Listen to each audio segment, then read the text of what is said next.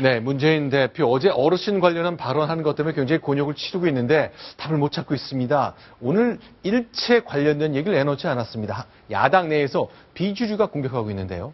자, 두 번째. 안철수 의원 이제 두 번째 창당 선언했습니다. 이번에는 과연 뭐가 다를까요? 관련된 얘기 나눠봤으면 좋겠습니다. 먼저 오늘 야당 상황 영상으로 정리한 게 있습니다. 그거 먼저 보고 시작하겠습니다. 어르신 세대들은 이 정부의 잘못된 정책 때문에 가장 많은 고통을 받고 있으면서도 이렇게 불평등을 더 심화시키는 박근혜 정부에 대해서 잘한다고 지지하고 있잖아요. 그러니 바꿔야 된다는 의지가 어르신들에게는 지금 없는 거죠. 뭐 어쩌라는 거야? 돌아버리겠네 이거 정말. 꼴불견 같으냐고? 어르신도 중요합니다. 뭐 사실 어르신 정책으로도 우리가 얼마나 많이 하고 있습니까? 우리 좀 지지 세력으로 저는 모셔야 된다고 생각하고요. 얼핏 들리기에 어르신들에 대한 이렇게 폄하한 것 정말 느낌이 든 그런 표현들이 있었던 것은 아주 잘못된 것이다. 정치인으로서 우선 들리는 말이 어떻게 해석될 수 있다라는 것까지 고려해서 그 말씀을 선택하는 것이 좋겠다.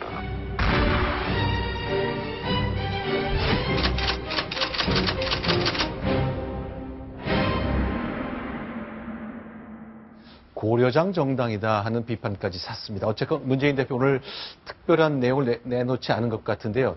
자, 천상식 차장. 오늘 제가 5시까지 봤습니다. 그 후에도 별다른 말은 없었죠? 네, 별다른 말은 없었습니다. 아까 네. 박원순 시장도 잠깐 지나갔었지만 같이 행사에 갔는데 네. 박원순 시장은 오히려 어르신들에게 들을 게 많다 이러면서 오히려 문재인 대표를 어떻게 보면 비판하는 듯한 발언을 해서 문재인 대표가 굉장히 어색한 상황도 연출이 되기도 했습니다. 근데 제가 궁금한 것이요. 어제도 같은 질문을 드렸습니다만 정치를 오래 했던 문재인 대표 왜 그랬을까?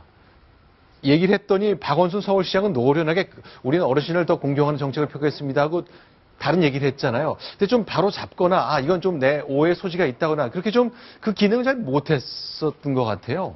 그 앵커께서 정치를 네. 오래 해온 문 대표라는데 그건 좀 표현에 저는 동의하기 어려운 게 예. 지금 초선 의원입니다. 네. 정치를 오래 했다기보다는 네. 본인은 정치 출마하라는 얘기를 노무현 정부 때도 거절했다라고 네. 초선 의원인데 그 당 대표로서의 더구나 대선 주자를 했던 아마 지금 앵커께서 얘기한 건 대선 주자까지 지낸 그렇죠. 당 대표까지 맡고 있는 분이 어떻게 저런 판단을 했을까 이 얘기를 하신 것 같은데 바로 그 부분이 지금 당이 어쨌든 자꾸 젊은 층, 소위 얘기하는 진보층 이런 쪽에 어떤 특정의 지지세가 강한 쪽에만 자꾸 의존하려고 하고 네. 그와 좀 다른 생각, 다른 또 어떤 노선을 제기하면 그것은 마치 새누리당 시각이다, 프레임이다라고 몰아치는 데서 지금 당의 분란이고 분당 사태까지 이르는 이런 상황인데 저기에서 기존의 전통적인 지지층인 젊은 층과 친노층을 결집시키기 위해서 이 위기를 돌파하기 위해서 그런 쪽에 너무 의존하다 보니까 사실은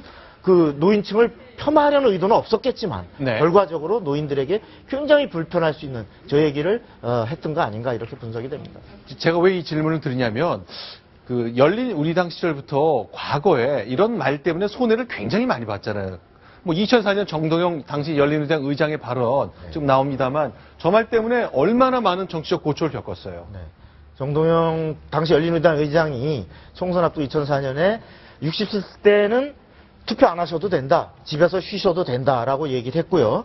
그리고 김용민 그 후보 지난 그 2012년 그 총선 때 네. 김용민 후보는 그 지하철 서울역 시청 앞 그 지하철을 네. 지하 4층부터 하나로 만들어서 네. 여기를 전부 그 에스컬레이터나 엘리베이터를 없애버려서 네. 노인들이 괜히 그 시청에 나와서 그 어떤 시위하러 이렇게 네. 오지 못하게 네. 이렇게 해야 된다라는 말로 역시 엄청난 당의 표를 깎아 먹었고 네. 그리고 또 지난해 국정감사 때는 네. 서른 의원이 또 물의를 빚은 적이 있었죠. 예. 자, 그러면요.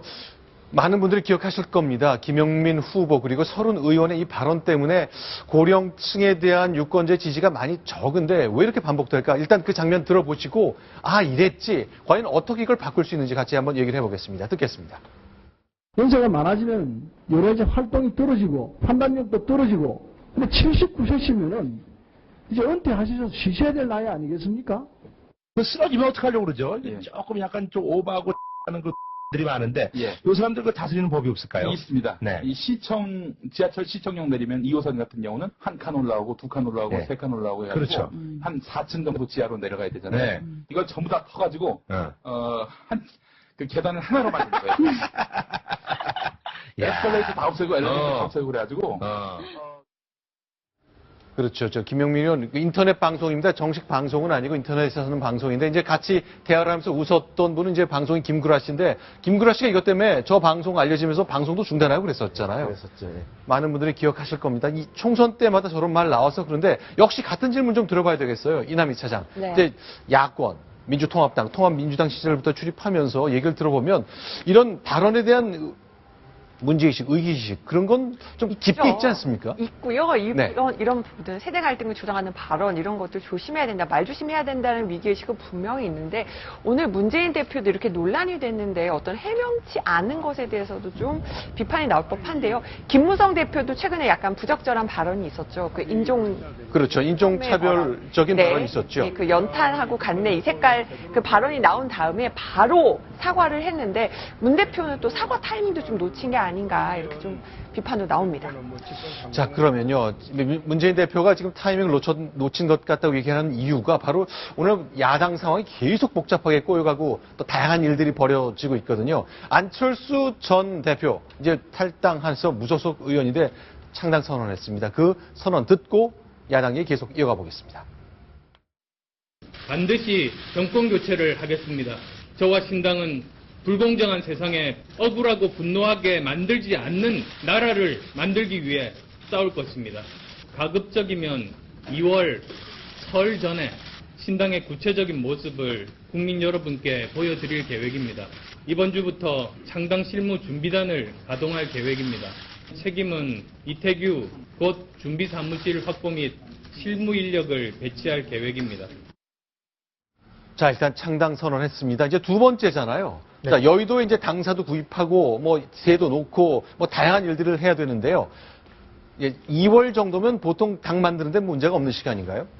일정상은 가능합니다. 네. 지금은 특히 총선을 앞두고 있기 때문에 네. 그 많은 출마 지망생들이 있습니다. 네. 따라서 각 지역별로 나름대로 득표력이 있는 출마 지망생들이 쭉 모일 수 있는 그 여건이 돼 있고 네. 이런 부분들을 얼건해서 네. 제대로 된 그 당원 당규가 될 수 있고 또 강령이 될 수 있는 정책 노선을 제시가 된다면 네. 지금서부터 창당 아까 실무 준비단 그다음에 창당 추진위원회 네. 그리고 법적인 효력을 갖는 법인격을 갖는 창당 준비 발표까지를 1월 말 내지는 2월 초까지 하면 네. 창당 대회를 예를 들어 한 2월 말쯤 하면 후보 공천까지 이루어지는데 네. 법적으로나 현실적으로는 그 가능한 일정이라고 봅니다. 자, 지금 위성 사진인데요. 건물 옥상들이 쭉 보이는데 바로 국회 앞입니다. 저쪽 네. 왼쪽 위 귀퉁이가 국회 정원인데 자, 새정치민주연합 당사에서 안철수 신당이 입주 예정인 빌딩 사이 딱 100m 거리네요. 네, 그렇습니다. 안철수 네. 신당 입주 예정할 빌딩 이름은 극동 VIP 빌딩인데요. 새정치민주연합의 민주정책연구원도 네. 바로 그 빌딩에 지난 7월까지 있다가 옮긴 바 있습니다.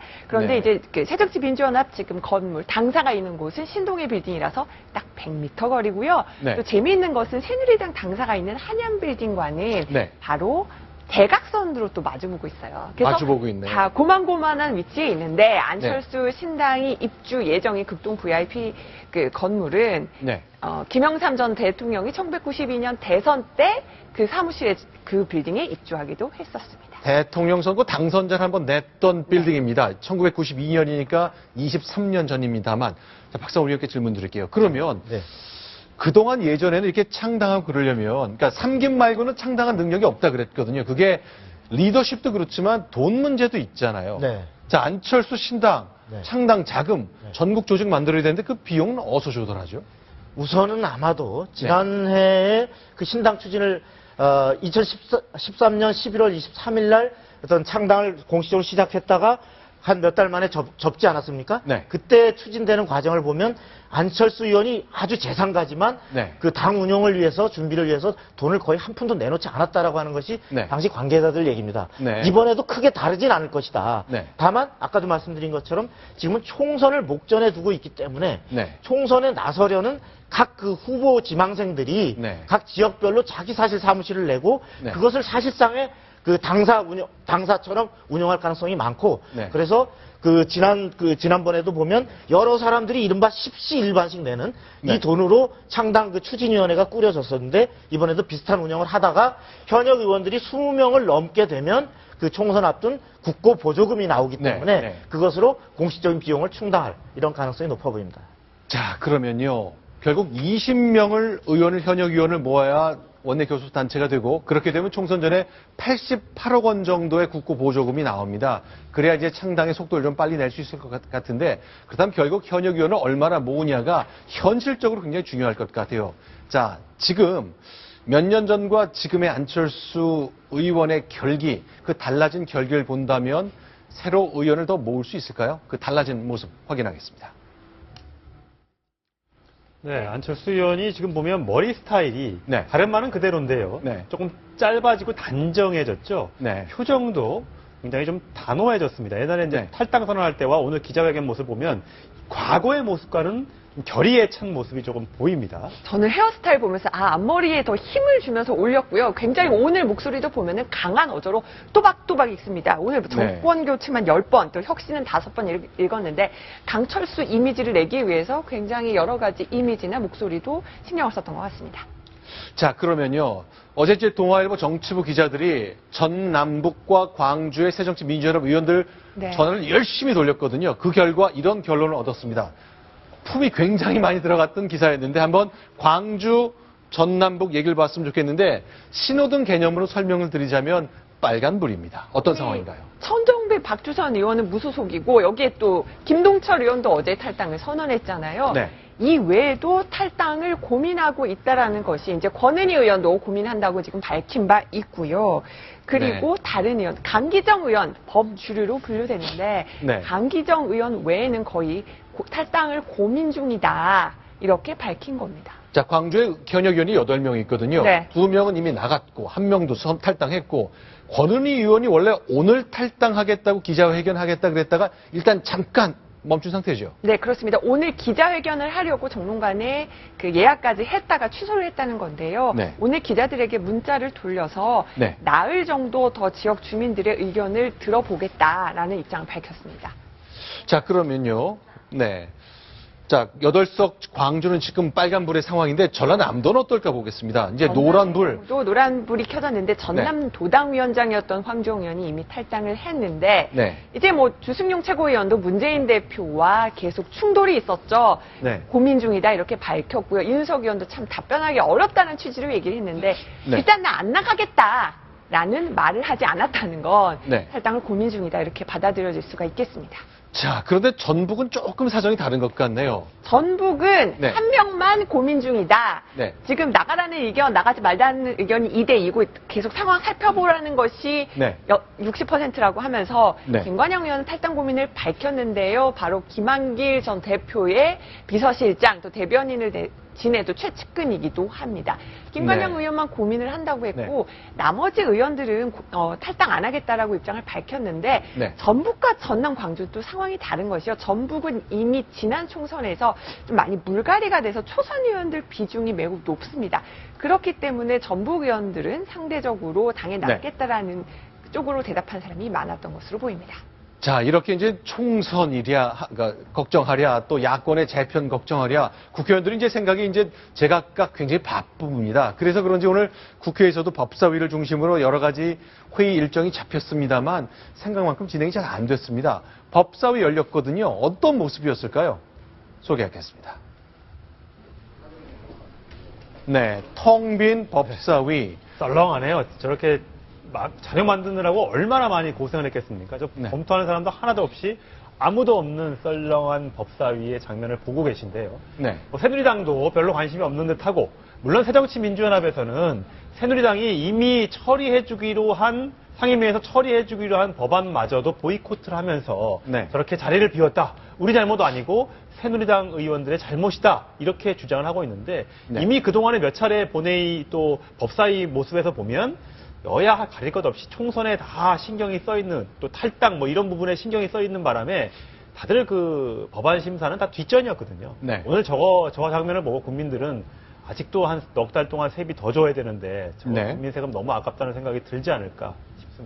자, 보통 저런 장면일 때는 이제 반쪽 회의라 그래서 여당만 나오고 야당이 안 들어온 장면을 지난주에 심심찮게 봤는데 오늘은 여당 의원도 출석을 하지 않았네요. 의미 없다고 생각했겠죠. 어차피 의결 정석 좀 채우지 못할 거였으니까요.